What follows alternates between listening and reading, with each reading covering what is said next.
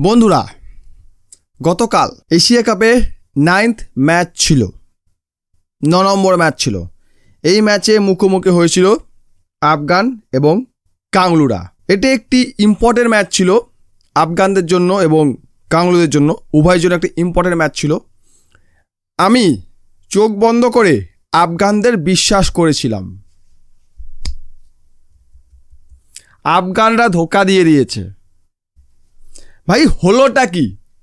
আমি সিরিয়াসলি বলছি, আমি রেজাল্টটা দেখে বিশ্বাস করতে পারছি না। এটা কি করে সম্ভব আফগানরা অল আউট হয়? আফগানিস্তান এশিয়ার সেকেন্ড বেস্ট টিম, সেই সেকেন্ড বেস্ট টিমের এই দুর্দশা হয় কি করে? মাথায় ঢুকছে না।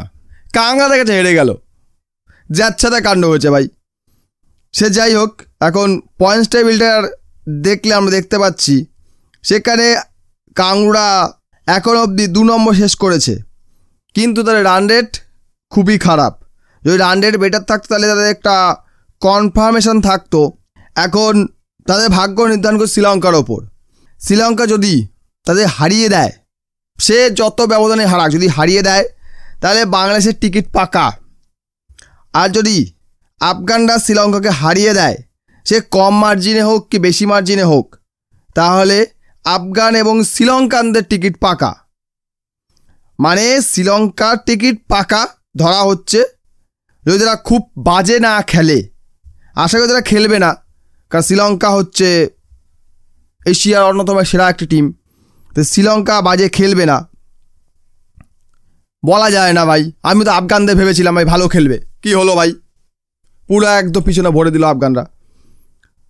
সেই নিয়ে কারোর ওপর চোখ বন্ধ করে বিশ্বাস করা উচিত নয়। এখনও অবধি গ্রুপ বিতে, মানে কাংলুরা গ্রুপ বিতে রয়েছে, ওখানে হংকং এলিমিনেট হয়ে গেছে।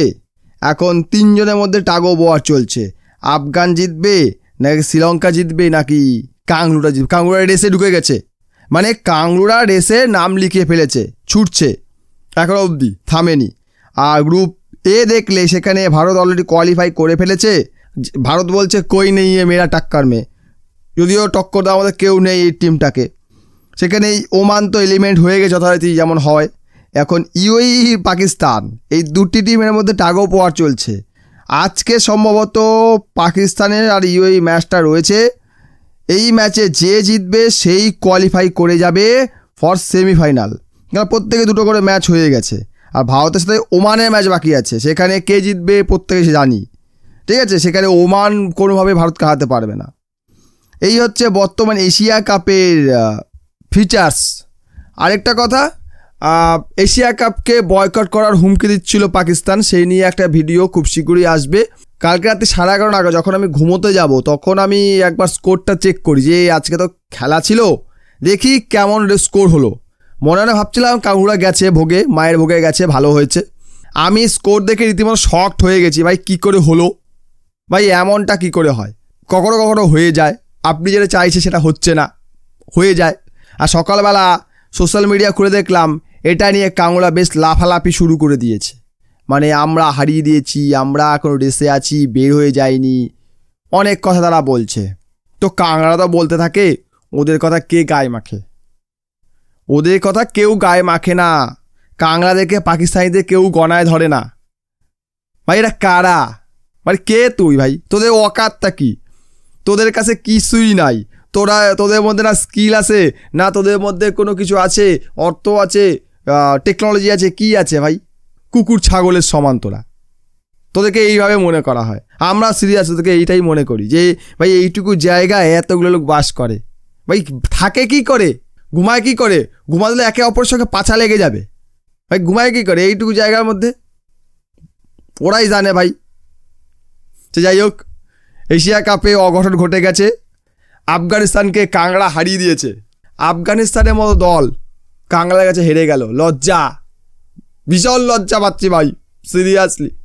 এখন অনেকে বলবে ভারতকে তো হারায়নি। ভাই ভারতকে হারানোর চিন্তা ওরা করে না, ওরা ভারতের সামনে বাঁচার জন্য আসে। ভাই আমরা এসছি, আমাদেরকে বেশি মেরো না, আমরা ম্যাচ ছেড়ে দিচ্ছি, এইভাবে কথাবার্তা ওরা বলে ভারতের টিমের সঙ্গে। ভারতকে হারানোর কথা স্বপ্নে ওরা ভাবে না। আফগানকে হারিয়ে দিল, কখনো কখনো শ্রীলঙ্কাকে হারিয়ে দেয়। ভাই বাংলাদেশ টিম ভাই বললে হবে, বাংলাদেশ টিম হেভি ফর্মে আছে ভাই, আফগান হারিয়ে দিয়েছে। আমার হজম হচ্ছে না। আপনার মতামত কমেন্ট বক্সে অবশ্যই জানান যে আপনি কি ভাবছেন এটা নিয়ে, আপনার কেমন ফিল হচ্ছে এটা দেখার পরে যে আফগানদের হারিয়ে দিল কাংড়ুরা। আপনার মতামত কমেন্ট বক্সে জানিয়ে যাবেন। ভিডিও লাইক করবেন, কমেন্ট করবেন, শেয়ার করবেন। আর এশিয়া কাপ চলছে, 29 তারিখ অবধি চলবে, তার মাঝখানে চলে আসছে দুর্গাপুজো। দুর্গাও সকলে আনন্দ করুন। আজকে বিশ্বকর্মা পুজো, সকলকে বিশ্বকর্মা পূজার অনেক অনেক শুভেচ্ছা ও ভালোবাসা। সকলে সুস্থ থাকুন, ভালো থাকুন, নিজে খেয়াল রাখুন। ভিডিও দেখার জন্য অসংখ্য ধন্যবাদ।